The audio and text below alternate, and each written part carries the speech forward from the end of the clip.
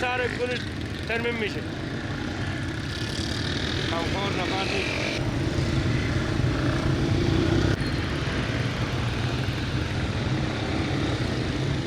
وضعیت منار جان وقتی که سیلاب آمد خیلی خراب بود. تقریبا 2 متر یا زیر آب گرفته بود. گردشگر در سال گذشته حدودای 200 الی 2.5 داخلی و خارجی در ساعت باستانی منار جان بوده. این سال هم که تا پیش از اینکه سیلاب بیایه تقریبا داخلی خو ایمارش خیلی معلوم نیست، خارجی 73 الی 74 نفر که پیش از اینکه سیلاب بیایه تخریب کنه را آمده بود. مردم های محلی که از خود ولایت غور هستن یا از دیگه ولایت هستن میان اینجا، از اینجا میرن به منار جان، یک شبانده روز 2 شبانده روز تفریح خود میکنن، میبینن پس میرن.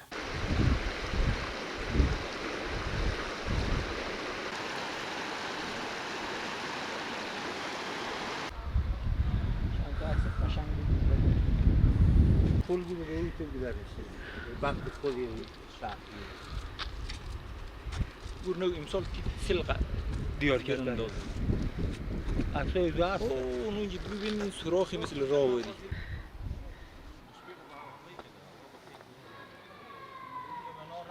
هذه ما بيل تحمل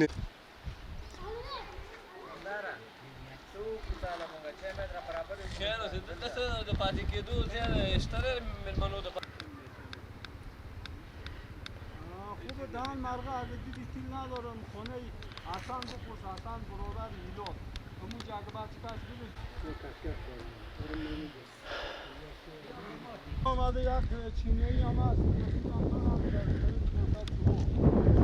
گردشگرای بسیار در این منطقه جذب میکنم و من فکر میکنم نفس جذب گردشگرا در قسمت آبادی ای وطن و بازتاب دادن فقر، مظلومیت و بیچارگی و راههای صعب العبور ولایت غور فکر میکنم تاثیر خود داره.